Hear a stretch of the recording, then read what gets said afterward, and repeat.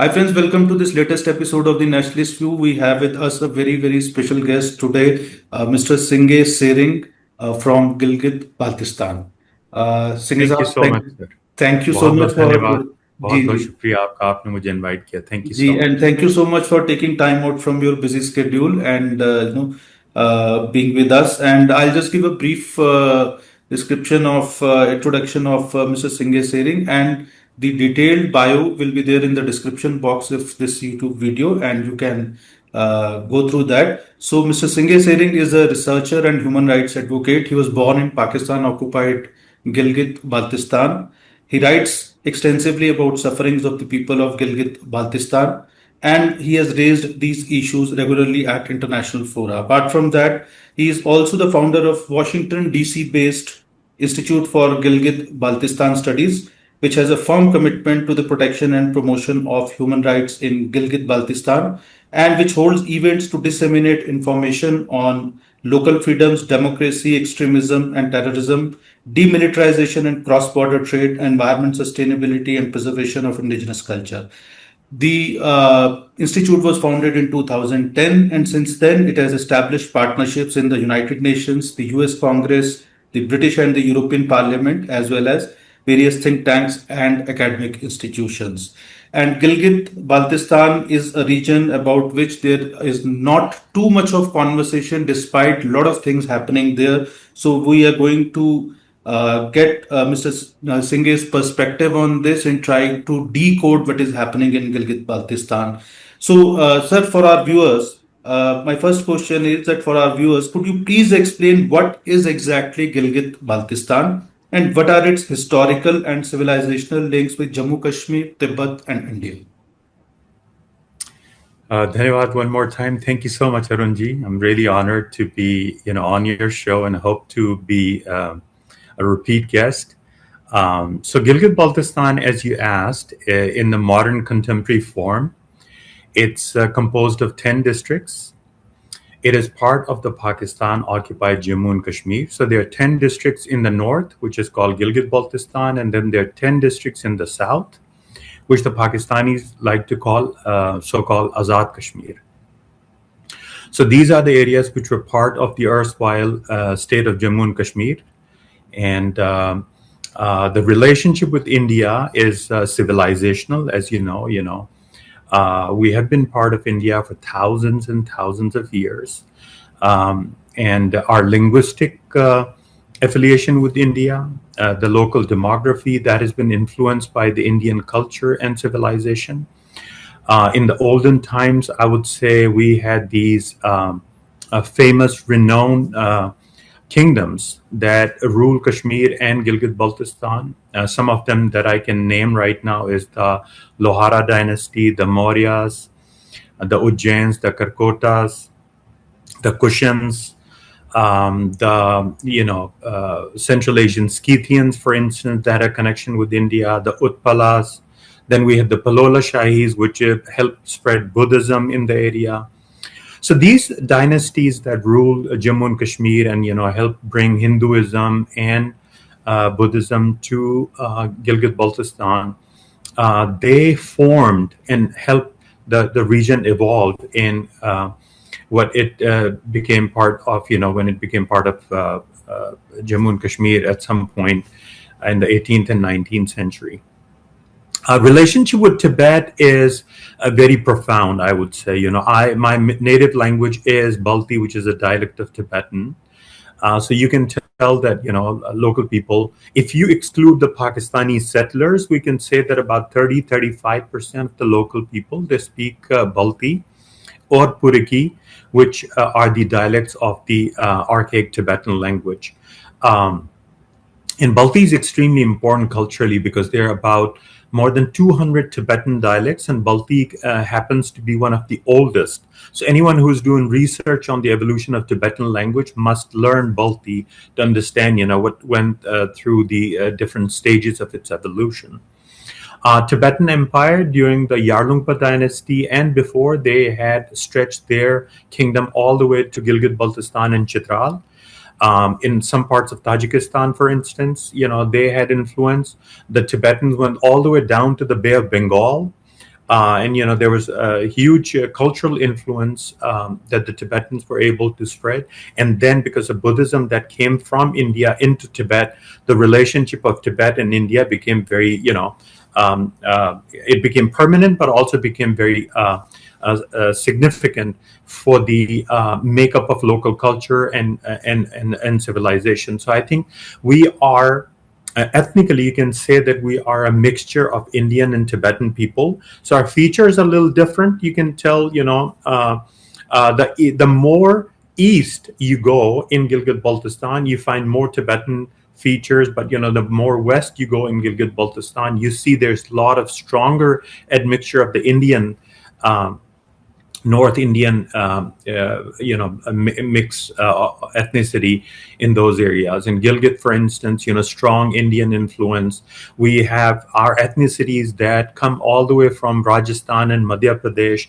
We have this really unique ethnic group. They are called Domes, or in ancient time they were called Dromes.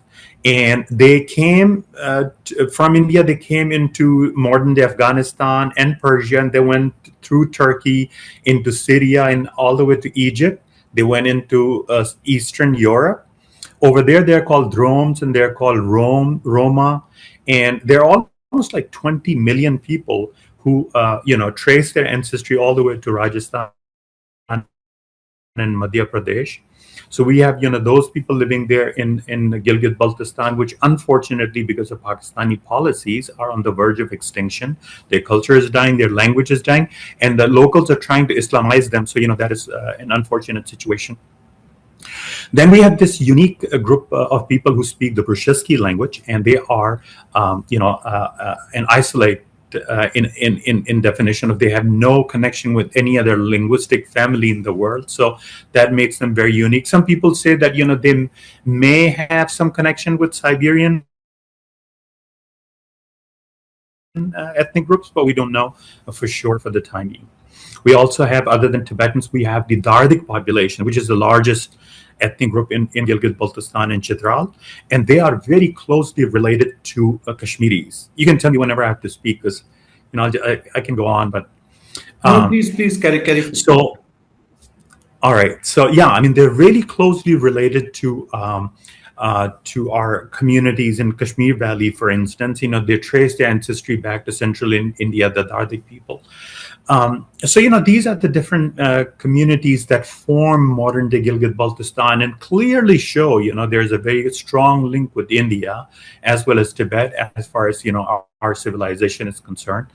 And I think that makes us. You asked the relationship with India. Other than civilization, we have also this constitutional relationship because of India Independence Act. So we are constitutionally we're part of India, because in 1947 the letter of accession for the entire Jammu Kashmir, including Gilgit-Baltistan, was awarded to India through the British monarchy, right? So these are the realities. Not only that ancient civilization connects us, but also that right now before I became a US citizen, I was an Indian citizen. Even though I was in Pakistani occupation, I was on the land that was in Pakistani occupation, but legally I was an Indian citizen. I was born Indian citizen. So you can see that connection is very strong, moving forward from here. Thank you. Sir, so then how did Gilgit-Baltistan come under the Pakistani control or Pakistani occupation in 1947-48? And what is its status, under the international law? Many say that, it's a disputed territory. And as you rightly mentioned, that technically or constitutionally it was part of India. But if you can take our viewers through this journey, that how did this region come under the Pakistani occupation? So, and many Indians know British were the sovereign here, and they came up with this constitutional procedure, which they call India Independence Act. It was approved by the British cabinet in London. It was approved by their parliament and the king. And based on that, they were going to divide the British India as well as the princely states. We have like 562 princely states. And the procedure that they came up with, which everyone agreed upon, was that the ruler of each princely state will decide which dominion, India or Pakistan, they were going to join. It was very simple. So based on their own interest, as well as their geographical proximity, as well as their economic and other interests, they were going to decide their culture, their identity, all that matters, right? So it was going to be who's going to join what dominion, India or Pakistan. So what happens is that so it was promulgated on 18th of July. So I want to take of 1947, right? So that is the cutoff line, 18th of July, 1947. I want to take you back like a few months back. What does Maharaja Hari Singh do? He calls all the in official terms, they used to call the local chieftains as zamindar. So this is the title that Maharaja Gulab Singh, Hari Singh, and all these they gave to the local chieftains in different valleys of Gilgit-Baltistan. There were like 17 or 18 of them there.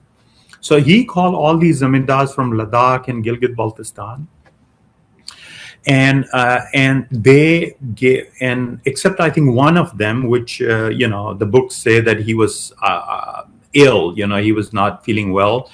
All other 17 of them showed up in Srinagar, and they showed full allegiance to him, and gave him the right to make decisions on behalf of the entire state.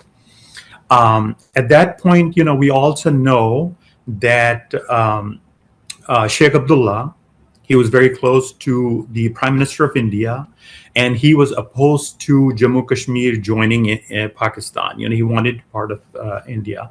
Then we also know demographically that Jammu being a predominantly Hindu area and Ladakh being predominantly Buddhist area, they were automatically, going to choose India over Pakistan. So these are the vulnerabilities, political as well as cultural vulnerabilities that I want to put forward before I answer to your question, which is what happened in 1947. So what happened is that I think Jammu Kashmir decided to January 20. In October, between 24 and 26, it decided to join India. And that was not acceptable for many in Pakistan at that time, the rulers. And through the help of Gilgit scouts, through the help of Chitral scouts and other Pakistani regular army, they decided to attack the Punch area, the Pir Panjal area, and Gilgit area. So by the time, Prime Minister Nehru was able to take the case to the United Nations, which I don't understand why, but, he did it anyways. That's a different topic. And he went and he complained to the United Nations that, the entire Jammu Kashmir had acceded to India. And, the accession letter has been accepted by the King of England, and it has become official. This is our land. We want Pakistan to withdraw. So then, eventually, as the things evolved, UN resolution came into being, which said that United Nations Security Council said that, okay, Pakistan has to withdraw, and then we'll ask what the local people like, if they want to be with India or not. And I think it was a non-binding resolution, and, that's where the ceasefire line came.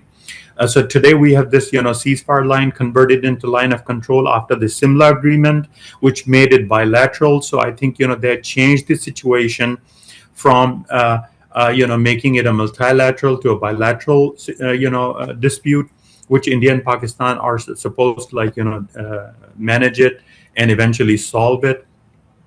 So I think your question that, that takes me back to Pakistan was able to keep Gilgit under its control.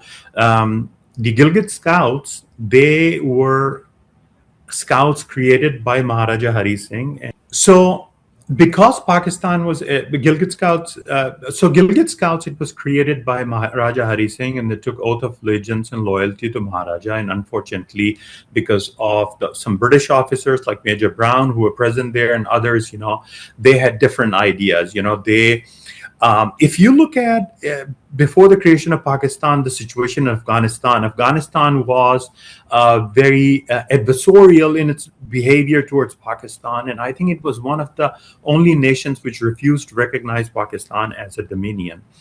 and later as a sovereign country as part of the United Nations. So I think Afghanistan was not happy, and then we had Soviet Union, which were not very friendly with the Western world, especially the British, who ruled India at that time. So I think it was not feasible for the British to leave a part of India that would allow India create a bridge with Afghanistan and Tajikistan and other parts, right? So I think that is the background in which a lot of tension and clashes were happening in Jammu and Kashmir. Although, if you look at the history, it will say that the situation was created because of the Hindu and Muslim differences. That's what they try to bring it. But the underlying, there were other issues, strategic issues, far-reaching strategic, implications that people do not often talk about, and that is what led to the division of Jammu and Kashmir, where eventually Pakistani regular forces, Gilgit Scouts, Chitral Scouts, and all of them, they came together. They were able to capture land, and it came into Pakistani occupation, which is now we call it Pakistan occupied Jammu and Kashmir. 10 districts in the south, starting from Bimbar, Mirpur, all the way up to Kunjra Pass. 10 districts in the north. And historically, if you look at documents, these areas were called they were called the northern areas of Jammu and Kashmir. So what happened is that when Zulfikar Ali Bhutto, he tried to change the nomenclature, the name of the area, he replaced Jammu and Kashmir and he started calling it northern areas of Pakistan. So in 1963, when Bhutto, he was there and he signed these documents with China, China recognized that this is a disputed area, this is part of Jammu and Kashmir, and that's why they cannot have a permanent border, delimitation. And so that is something that, we need to understand that, China considers this as disputed. As well as international community considers is disputed. India has the letter of accession. Pakistan does not. United Nations asked Pakistan for a complete withdrawal that includes all nationals. And when you say all nationals, it includes the military. So Pakistan had to withdraw. Pakistan had a limited time within which it was supposed to withdraw. It refused to withdraw because of what I told you earlier, that the majority of the Muslims in the Kashmir Valley were not in favor of joining Pakistan. So if the Hindus and Buddhists are not in favor and the majority of the Muslims in the valley are not in favor, Pakistan was not going to get more than 30% of the votes, even if a plebiscite had happened, right? So that is something that, prompted Pakistan, okay, we have a border with China, we have a border with Afghanistan through Gilgit-Baltistan. We do not want India to have that border with Afghanistan. That is going to be, an existential threat for us. So might as well just keep this land instead of going for a plebiscite. It's a big gamble. We could lose the entire state. So we'll keep the state. We will not move out. And then as we call, what they call in the military term, the salami, slicing technique. We'll use that, and slowly we'll use Islam, we'll use other tactics, and slowly we'll try to encroach more on Kashmir. But a lot of things happened between that time, and eventually Pakistan realized that every time when it would attack India, it would not be able to capture any land from India. So I think the dispute is right there where we see, India, Pakistan both have parts of it. India officially claims it. Pakistan does not. Pakistan has its own constitution where it says eventually when the people of Jammu and Kashmir decide to join Pakistan, then they will be called Pakistani. So if you look at, Pakistan's documents, for instance, in Supreme Court in 1994, there was a ruling saying that Gilgit-Baltistan is not part of Pakistan. Then in 2019, the Supreme Court once again said Gilgit-Baltistan is part of Jammu and Kashmir. It is not part of Pakistan. Then the POJK, which they call Azad Kashmir, it has its own Supreme and High Courts. In 1993, the court said it is not part of Pakistan. It's part of Jammu and Kashmir. And then, it clearly shows that, this land is disputed. It is not part of Pakistan. And, we're just waiting for Pakistan to move out. So the final, the destiny that of the people that could be ascertained. So let's come to what is happening in Gilgit-Baltistan right now. Uh, there is question of full constitutional rights, and then representation of the Gilgit-Baltistan people in the legislatures, and there is Pakistani control for now almost for about 8 decades. So what exactly is the status of constitutional rights, representation of people of Gilgit-Baltistan right now? And also, if you can tell us a little bit about, to begin with, the electoral and governance structure of the Gilgit-Baltistan today, and who are the major political forces, and what is the current status of assembly, local body elections. So, that would be a good kind of a primer for our viewers also, and it will help us to put things in perspective. And then we'll come over to the next question after this, that this there are a lot of demonstrations and going on in Gilgit-Baltistan right now. But Yeah. overall, if you can just give us a primer on the constitutional architecture or the electoral and governance structure in Gilgit-Baltistan today, and how it is not being granted the constitutional rights. So there are a lot of questions within your one question. I would say, as far as constitution is concerned, as I mentioned, that Pakistan, because of its commitments to the United Nations and because of its commitment to the sovereign British authority. So if you look at Pakistan, it was created as a dominion, not an independent country in 1947. It became independent country on 23rd of March 1956. Up until then, the foreign affairs, finance, and defense was in the hand of London.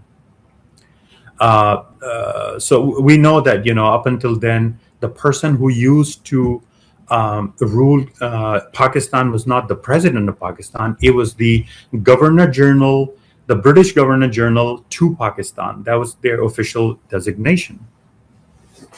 So they were committed to British. They did not have much in their own hand at that time. So at that time, because Maharaja Hari Singh had rented out Gilgit, some parts of Gilgit, to the British, and it had been converted into an agency, and there was a lease signed with Maharaja.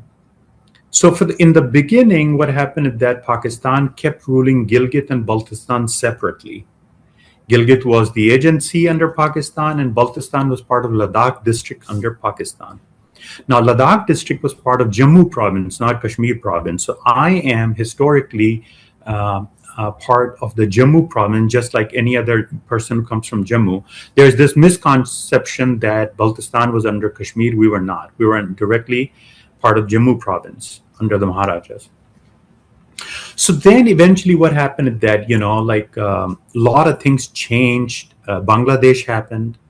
Karakoram Highway was getting constructed. China became extremely important.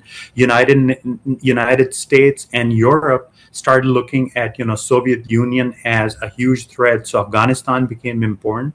So Gilgit-Baltistan's importance was right there, right at the confluence of all these countries. It was like this a pivot that put everything together, right?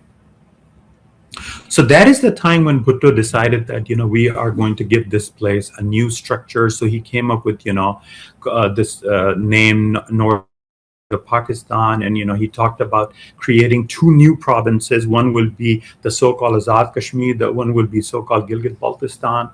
But again, they were committed to the Kashmir cause. The military saw Kashmir as a huge opportunity. They wanted to continue to have that relationship flourish and make a lot of tons and tons of money and strategic benefit because of the Kashmir issue.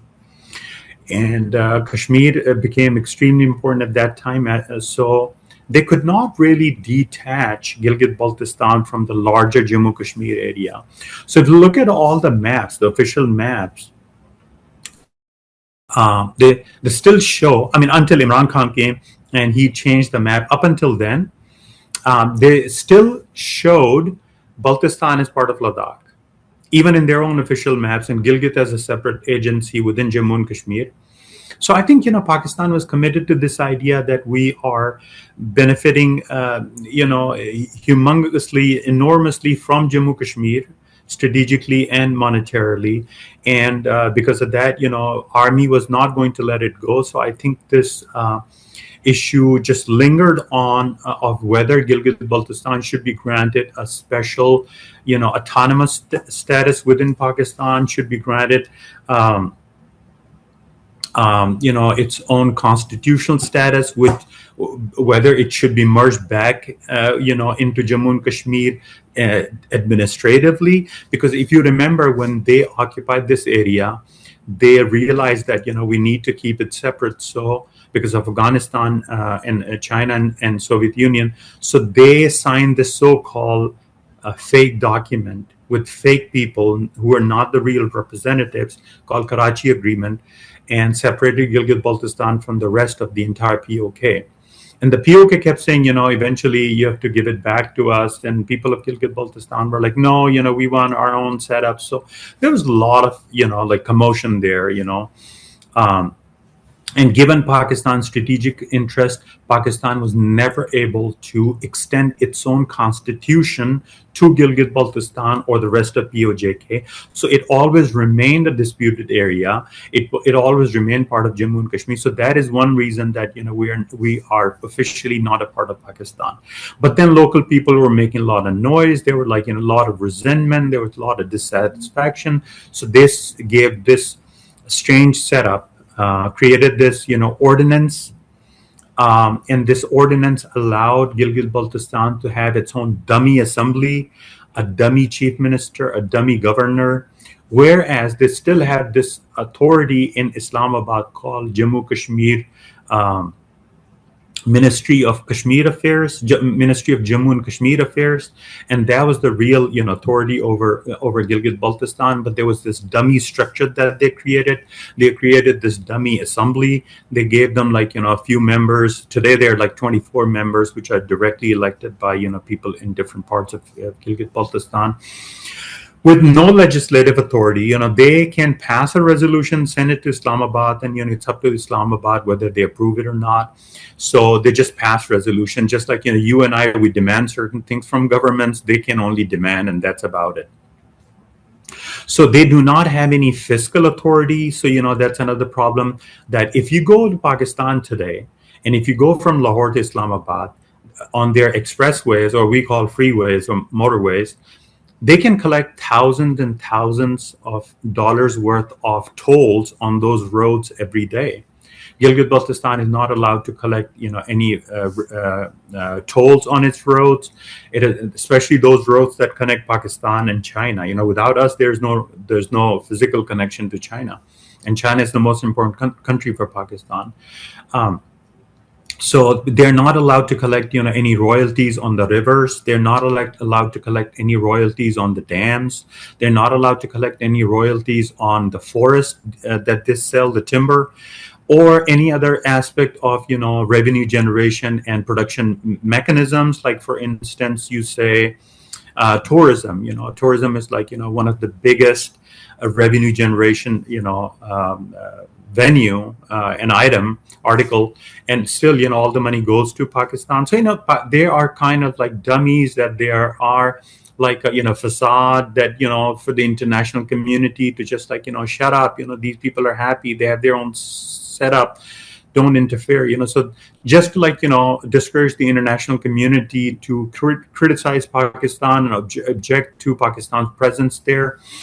So this is, what the dummy setup they have right now. They just had election. They're going to select a chief minister. A chief minister is approved by Pakistani political parties. So that's another, unconstitutional thing that do that. For, as I just explained, constitutionally, we're not part of Pakistan, and yet what they do, they bring Pakistani political parties, which by Pakistani constitution should not be exercising their, rights outside the constitutional boundaries of Pakistan, and yet they're in POJK, in Muzaffarabad, in Mirpur, in Gilgit-Baltistan, impose themselves on the local people, and they become our rulers, colonial masters, and there's this Pakistani bureaucracy They have absolute authority in their hand, and they decide everything. And these ministers that they create, the dummy ministers, they go to these, bureaucrats and beg for funds and beg for projects.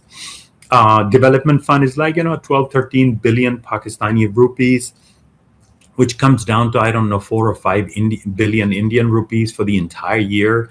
This year, if you saw what Pakistan has done, they have brought down their education and health funds by about 15 to 20% because Pakistan, is broke, that don't have money for its own country. So imagine, obviously they don't have money for Gilgit-Baltistan if they can't feed their own people.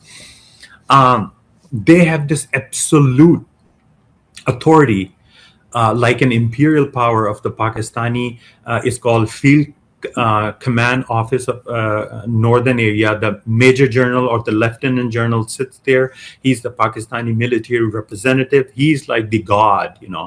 He makes all the decisions. Everything else is just revolved around him. And so this is, just a fake setup that they have created. Now you compare that with India, right? In India, we have proper constitutional setup. We have citizenship rights right from 1950 onward, when India became a sovereign country. We have the local people, make their own decisions, on everything that matters to them. So I think this is something that local people see all the time. They compare themselves with the Indians, and they compare themselves with with the rest of Pakistanis, and they say, oh my God, we were stupid to demand, to become part of Pakistan, because look at the Baluch. They are a Pakistani constitutional, province, and yet they do not have any authority over their land and resources, over their own destiny, over their political matters. Look at the Pashtun, getting massacred and bombed and carpet bombed every day. So now people are realizing, and look at Jammu Kashmir, there's this huge, blossoming economy, and, culture is protected. Our languages are protected. Their state languages, their national languages. Here, our languages are completely banned for the last 78 years. Our economy is dying. So, these are the things that people are thinking that, we should be part of, India, where we could get some, basic rights that as a dignified citizen we deserve. Thank you. So, sir, my last question is, given the current situation in Gilgit-Baltistan, and which has been kind of deteriorating over the last more than 7 decades, so what do you see as the most realistic and just way forward for its people? All right. So what happens is, let's say you're traveling on a road, right, and you come to a fork. And then you go on the wrong side, and then, it's a human nature. You say, I've come this far, probably I'll just go 2 more miles. Maybe, I'll get to where I want to go. This is what the people of Gilgit-Baltistan has been doing for the last 78 years, and they haven't gotten anywhere. So my proposal is go back to where the fork was and get on the right path. And the right path is that the letter of accession was given to awarded to India through the sovereign authorities. We became Indian citizens. We have all the rights in India. Just go back and demand that. So the most peaceful way that we can demand our rights is that Pakistan must withdraw. That's what the United Nations resolution said. Pakistan never complied, but we want them to withdraw. So yesterday I was listening to this speech of a leader who has become very prominent in POJK, and he was saying, हम जाने, हिंदुस्तान जाने, जम्मू कश्मीर जाने, तुम यहाँ से निकलो. This is exactly what I've been saying for the last 20 years, And this is what I want to tell to those people who think that independence is still an option. Even if you want to be an independent country, you still have to talk to India, not Pakistan. Because India has the constitutional relationship with you, you have to negotiate with India, not Pakistan. So what happens is that, Pakistanis call us traitors. They don't want us to talk to India. They think, talking to India is betraying Islam.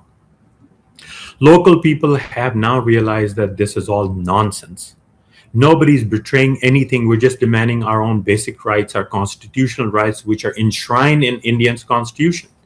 So, local people are waking up and they're telling Pakistan, forget about, our future. You do one job. There was one job that you were supposed to do. There was one thing that you were asked to do: withdraw your nationals from the entire Gilgit-Baltistan, Mirpur, Muzaffarabad. So that is something that need to happen. Once that happens, we need to talk to India. Indian constitutions gives us good rights, adequate rights. Indian constitution gives us a dignified life.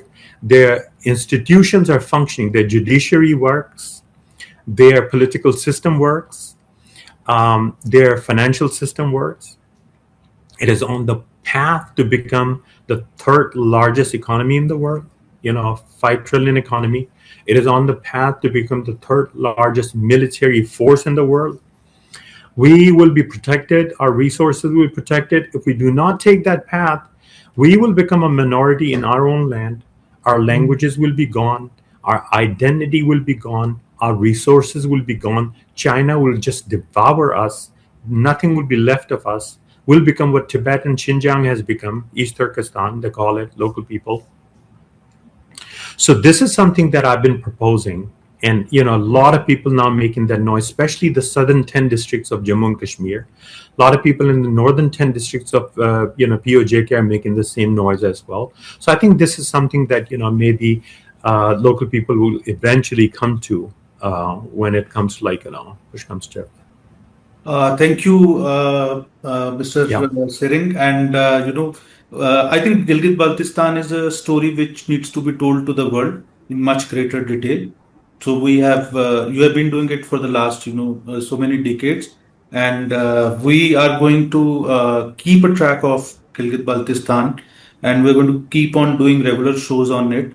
And we hope to host you back soon, and, talk more in detail about what is the ground level situation in terms of human rights, in terms of infrastructure development, in terms of the human resource development parameters, human development index.